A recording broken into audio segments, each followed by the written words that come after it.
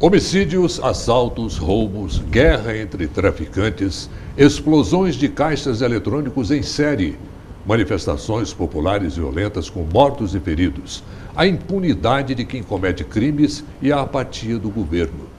No meio disso tudo, o cidadão que paga altos impostos para, inclusive, ter segurança, mas tem o medo como troco. A sensação de insegurança que atinge homens e mulheres de todas as idades e classes sociais é o tema do nosso Entrevista Coletiva de hoje. E temos como convidados o juiz criminal José Luiz de Moura Faleiros, o advogado Públio Emílio Rocha, de Uberaba, e o jornalista da Rádio e TV Universitária da Universidade Federal de Uberlândia, também escritor, Márcio Alvarenga. Sejam todos muito bem-vindos, obrigado pela presença de vocês. Boa noite.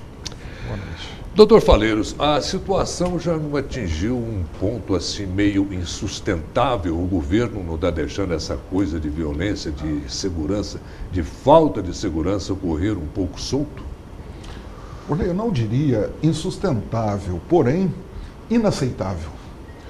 A sociedade brasileira como um todo já algumas décadas vem manifestando, principalmente às vésperas das eleições majoritárias para governadores e presidentes da República, essas questões de segurança pública.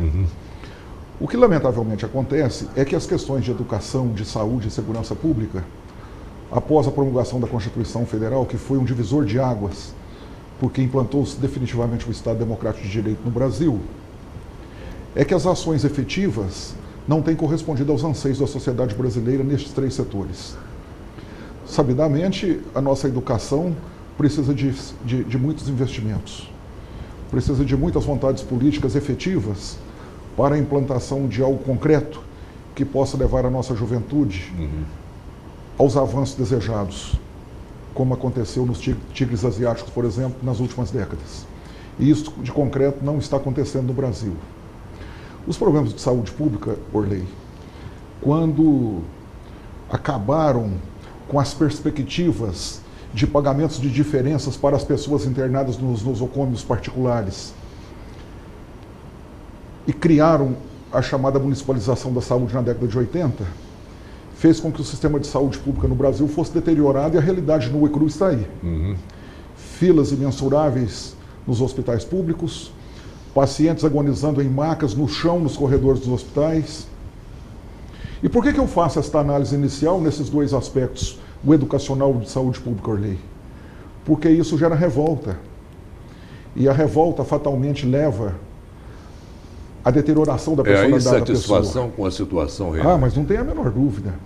E se os índices de violência já eram, nas décadas de 70, durante o regime duro, o regime militar, na metade da década de 80, algo que preocupava a sociedade brasileira, e esta preocupação ela se acentua a cada ano que passa, porque os problemas vão se avolumando, então algo precisa de ser feito de concreto, e não está sendo feito, né, Orley? Por isso as questões estão hoje aí, da forma que chegaram, da forma que estão chegando, e da forma em que nós estamos assistindo. O povo brasileiro não suporta mais ver esta falta de ação concreta por parte dos nossos governantes, por parte, notadamente, dos poderes constituídos, para debelar de uma vez por todas com isso. Não dá mais para viver desse jeito, não dá mais para construir uma cadeia num lote vago, para depois construir uma casa lá dentro para abrigar a família, né, Orley? Então precisa ser repensado isso. Doutor Públio, como é que o senhor vê essa situação? Falta realmente um pacto do governo contra a violência? Orley, primeiro, boa noite, um prazer estar com você e um dos melhores programas de entrevista do país. Obrigado. Sem nenhum falso elogio. Obrigado. Prazer também, doutor Faleiros, prazer, professor Alvarenga. Uma alegria muito grande estar com você. Evidentemente que o Brasil está passando por uma crise. Como o doutor Faleiros já disse, problemas de educação, de saúde, de violência, realmente a situação é insuportável, é insustentável. O país precisa de um basta. E isso que nós vamos discutir aqui, ver se a gente sai da vala comum, dos motes que todos dizem, para a gente buscar aqui algum tema que seja do interesse comum de todos. Márcio. Boa noite, Orley. Um prazer muito grande estar aqui com vocês. Eu tenho uma opinião muito particular a respeito da questão da violência. O programa é bem democrático, é bom que tenha opiniões diferentes do nosso tema. O doutor Faleiros fez menção, instantes atrás, à questão do período do regime militar, onde as estatísticas sobre a criminalidade, sobre a segurança pública eram minimizadas, eram muitas vezes maquiadas e mascaradas. Nós tínhamos também o próprio sistema de censura aos veículos de comunicação, o que não dava a oportunidade para que tantas notícias na orla policial pudessem ser veiculadas, tanto assim que você pode lembrar, como profissional de imprensa, que antigamente o papel do setorista numa delegacia de polícia era simplesmente comentar os boletins de ocorrência sem entrar em nenhum detalhe, nenhum processo de investigação sobre fato determinado para que esse fato pudesse ser exaustivamente explorado. Mesmo porque esses dados, esses detalhes não eram fornecidos. Exatamente. Então, a minha visão particular é que não podemos desconsiderar que nós estamos exatamente num estado preocupante. A violência atingiu patamares preocupantes. Isso é fato. Agora, o fato mais determinante e que amplifica, inclusive, a própria dimensão disso, está exatamente na cobertura exacerbada. Lamentavelmente, nós da imprensa já nos acostumamos com um jargão que notícia boa não vende, o que vende é notícia ruim. E a notícia ruim é exatamente a notícia de ordem de segurança pública.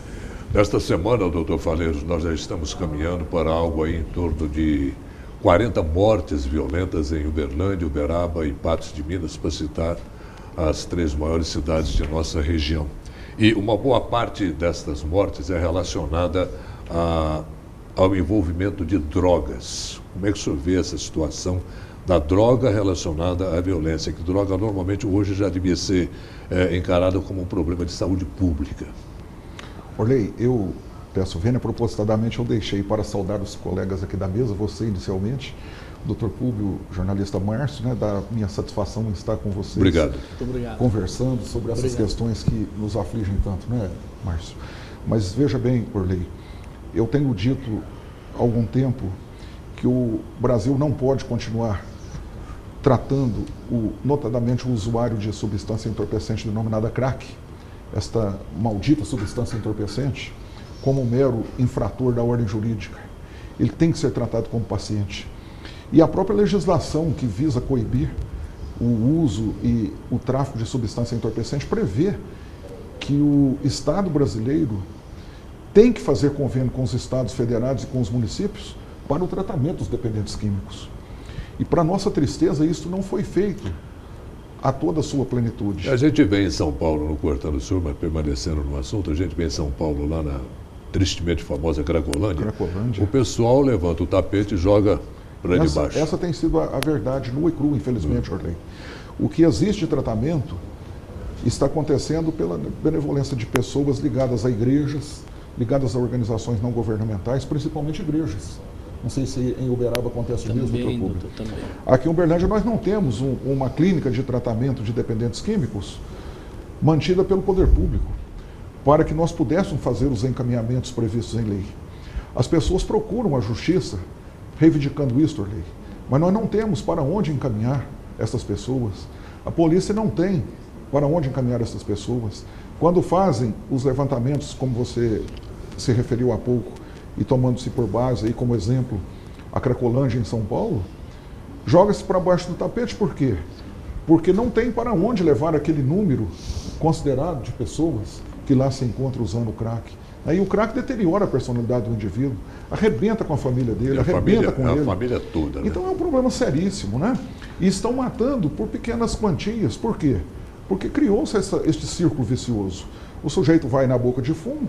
Aqui em Uberlândia, alguns advogados que atuam na área de tráfico de substância entorpecente me informam que nós temos, jornalista Márcio, doutor Públio, 50 biqueiras onde se fatura por noite 500 mil reais.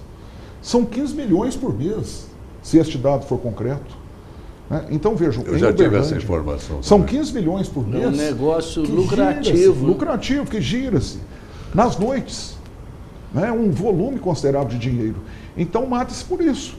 Porque o sujeito vai até estas biqueiras, toma as pedras para vendê-las.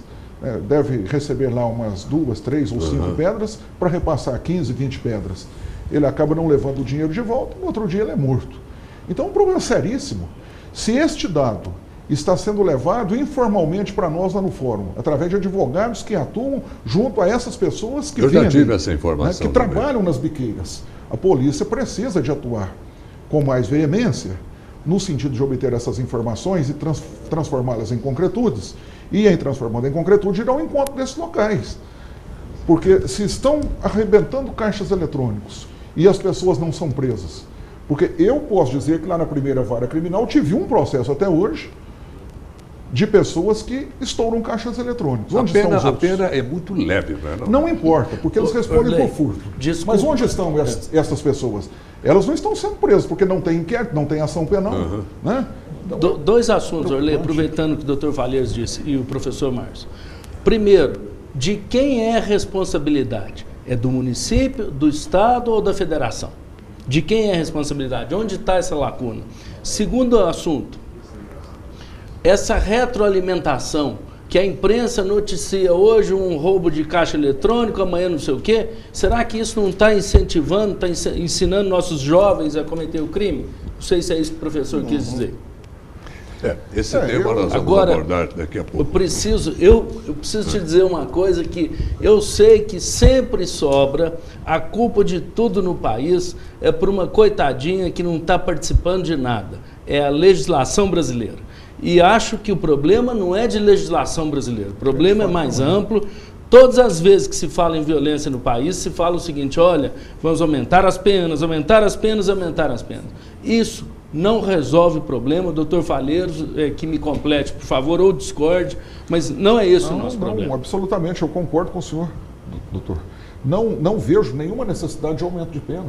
Não é esse o caso. Como não vejo também a possibilidade da imprensa não divulgar isso que está acontecendo por aí. Porque, como diz um grande comunicador lá do interior de São Paulo, que é meu amigo, e eu faço sempre o uso das palavras dele, o Sidney Rocha, que foi prefeito de Franca e é um homem de empresa de comunicação. Recentemente, conversando com ele, me disse isso: Valleiros, se a pessoa humana tem hoje assegurado na Constituição Federal o direito à preservação da sua imagem, de outros valores, um direito muito maior é o da sociedade à informação. E ele está certo, né? Claro. Então são parâmetros que estão consagrados. Agora, a imprensa está informando por quê? Porque os fatos estão ocorrendo. Agora, é lamentável que tenham que informar fatos da magnitude desses que ocorrem no país. Mas, por outro lado, doutor, aumentar a pena não resolve. Não, o que nós precisamos é a efetivação da pena. É a mudança, não sei se nós vamos poder estender o assunto para esse caminho, Orley, a mudança do sistema de execução de pena. A privatização de presídio. O poder público não tem eficiência nas ações dele, em nenhum setor. O que está acontecendo aqui no Brasil, em matéria de privatização, está demonstrando para nós que ela funciona. Paga-se por isso, mas o que se paga é muito menor do que o que se paga com os desmandos da gestão pública em setores como, por exemplo, o de estrada, que nós já podemos assistir. Doutor Valleiros, nós vamos prosseguir nesse assunto daqui a pouquinho, logo após o nosso intervalo comercial. Entrevista coletiva volta daqui a pouquinho.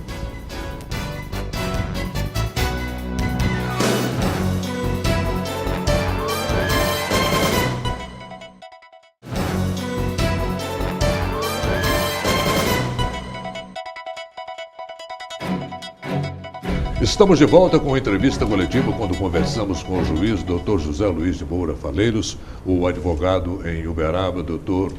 Públio Emílio Rocha e o nosso companheiro jornalista Márcio Alvarenga. Falamos sobre violência e sensação de insegurança. Dr. Valleiros, no final do nosso primeiro bloco, falávamos sobre a privatização do sistema prisional no país. Vai ajudar nessa questão da violência? Pela experiência que eu tenho na área, Orley, eu defendo veementemente, porque o poder público está mostrando a cada dia que não é capaz de gerir os equipamentos públicos a contento. E o sistema prisional brasileiro precisa ser repensado. Nós não podemos deixar de enxergar que a pena aplicada ao criminoso visa não apenas a retribuição do mal causado, que é aquela substituição da vingança privada que acontecia no passado, mas também a ressocialização do indivíduo, a recuperação do indivíduo. Aí é onde eu faço esta reflexão. Como nós vamos recuperar um criminoso colocando num presídio em condições, na maioria dos presídios brasileiros, subhumanas, como vimos recentemente no estado do Maranhão? E aqui na nossa região, felizmente, nós estamos em primeiro mundo em termos de presídio. Uberaba parece que também tem um presídio decente atualmente, muito, né, doutor? Muito bom. Mas nós tínhamos recentemente em Uberlândia o presídio do Moarama, que não é Mas está superlotado, né? Só que está superlotado. Hoje nós temos a Jaci de Assis e a Pimenta da Veiga, que são dois presídios exemplares em termos de estrutura, se nós considerarmos o aspecto prisional brasileiro. E já não são lá essas coisas. Não né? são lá essas coisas, mas em termos de comparação, como o de Uberaba, estão muito além do que existe na maioria das comarcas. De outro lado, né, doutor, o crime também está de primeiro mundo aqui na nossa região. O crime também está de primeiro mundo, se especializando a cada dia. Claro. Agora, veja bem, Orley, se nós colocamos o presidiário lá na ociosidade plena, fornecendo-lhe todas as regalias que a maioria dos trabalhadores brasileiros não as possui. É segurança para a família. Segurança para a família, auxílio reclusão, quando ele é contribuinte da Previdência Social, e a maioria é, porque eles não são bobos. Alimentação bem elaborada, com nutricionista, engenheiro de alimentos, todos os equipamentos, né, satisfatórios para que a comida possa ser realmente satisfatória, e deve ser. Mas, por outro lado, não se exige contrapartida. Então eu vejo que a privatização, não a privatização da execução da pena, porque essa não pode sair da prestação jurisdicional do Estado. Quem administra a execução é o juiz da execução penal, é o juiz da direito que cuida da execução da pena.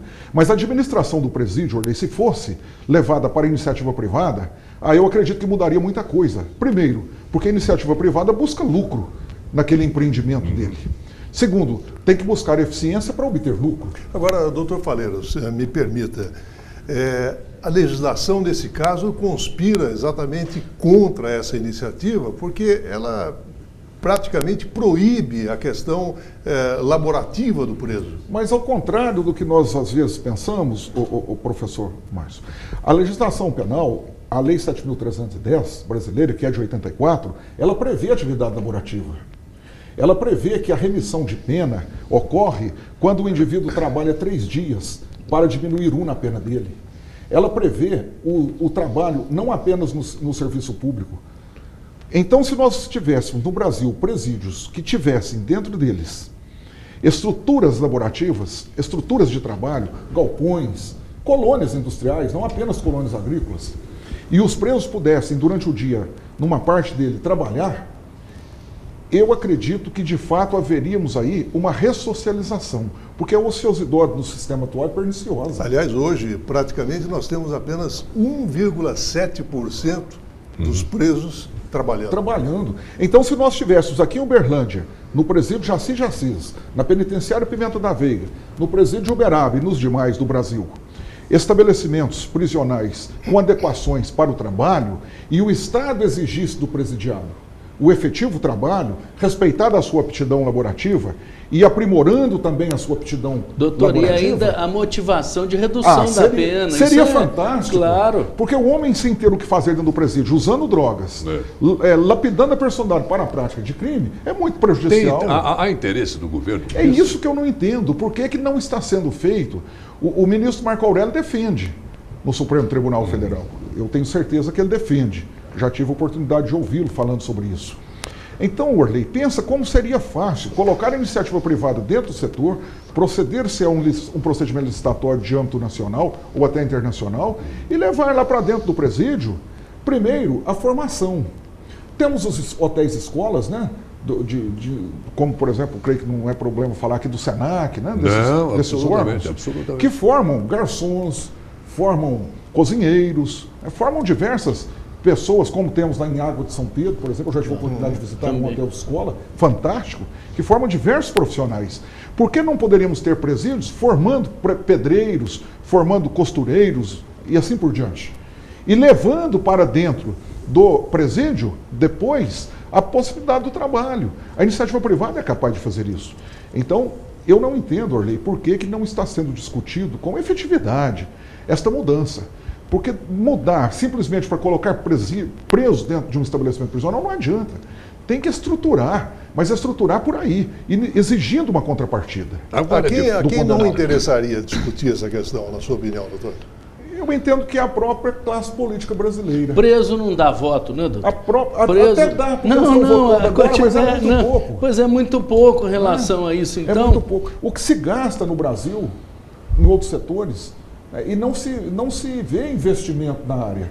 E se a sociedade brasileira está cobrando, vamos começar a repensar isso. Vamos mudar o sistema prisional. Se nós temos aproximadamente 500 mil pessoas presas hoje, grande maioria presos provisórios, vamos mudar isso. Por que foi mexido recentemente na fiança, permitindo-se que o assaltante pague fiança, que uma diversa categoria de criminosos pague fiança, e não se permitiu que o traficante pague fiança.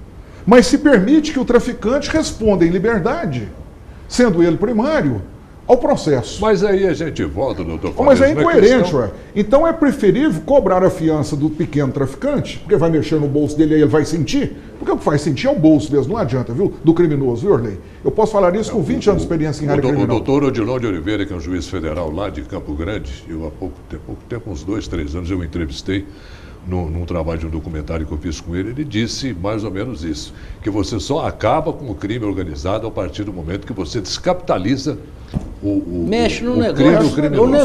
É um negócio. Então vamos mudar a lei? Por que o crime de tráfico é inafiançável? E os outros são afiançáveis? Vamos transformar o crime de tráfico também em afiançável. O sujeito praticou o primeiro tráfico, esses tráficos pequenos, desses pobres coitados que estão aí, distribuindo como aviõezinhos nas biqueiras, as pedras de crack, os papelotes de cocaína, etc. Vamos dar oportunidade para esse traficante, na primeira vez dele, responder ao processo em liberdade mediante fiança. Aí ele vai pagar uma fiança que será realmente considerável, para obter a liberdade ele terá que pagar, ou alguém pagará por ele, aí vai aparecer o dinheiro do grande que não aparece nunca, né? Agora, e ele vai se emendar, porque ele sabe que na próxima ele não terá direito à fiança. Ele vai responder ao processo preso. E a questão da corrupção, como é que ficaria? A corrupção, você fala no estabelecimento prisional ou em outros setores, doutor? Não, nessa proposta de privatização dos presídios. Será que isso seria maior não ou reduziria menor? A corrupção? Eu também acho. Será que não reduziria?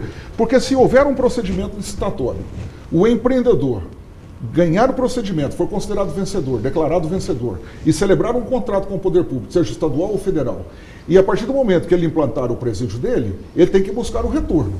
Ele vai buscar o retorno através do quê? Através da manutenção do sistema prisional e do sistema laborativo para o preso. Gestão do negócio. Gestão do negócio. Claro, é uma cadeia transformada numa empresa. Transformada numa empresa, onde o preso tem que dar uma contrapartida para a sociedade e para o próprio Estado. Mas aí eu estou me referindo especificamente ao assédio que haveria do próprio crime organizado em promover a corrupção. Desculpa, professor, mas aí o doutor deixou claro, não retiraria do poder público, do Estado, a execução da pena. O magistrado, como sempre. Porque nós temos dois aspectos na execução penal, o aspecto processual e o aspecto físico, né? A privatização que eu defendo é tão somente a do aspecto físico, a da construção, da edificação e da manutenção da estrutura prisional, do dia a dia do presídio.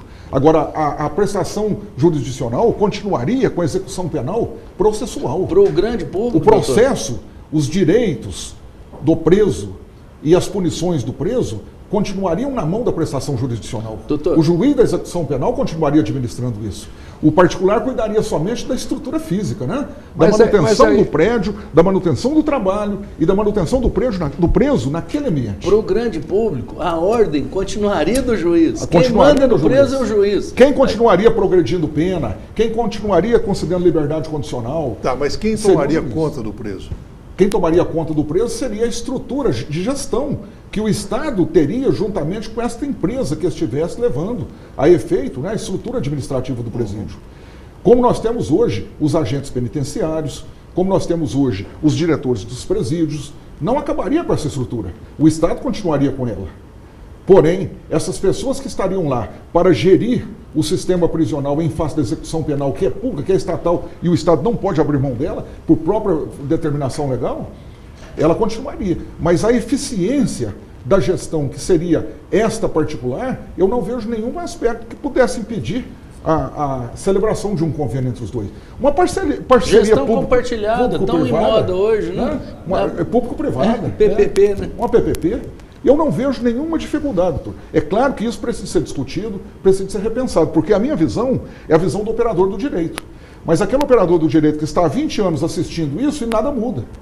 Então, se nada muda e o Estado não tem condições de despender recursos para buscar a eficiência, vamos fazer uma parceria privada, porque o particular busca eficiência, né? E a atividade particular é mais séria do que a pública, sem dúvida alguma, porque ninguém vai pôr dinheiro onde não tem lucro.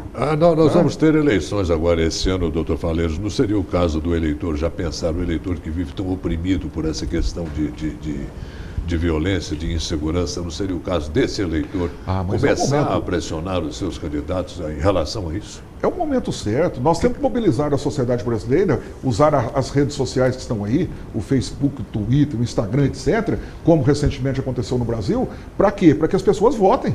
Nós precisamos de votar. O votinho individual parece que não é nada. Mas se eu deixo de votar, se você deixa de votar, se outros tantos deixam de votar, o que acontece? A representatividade cai.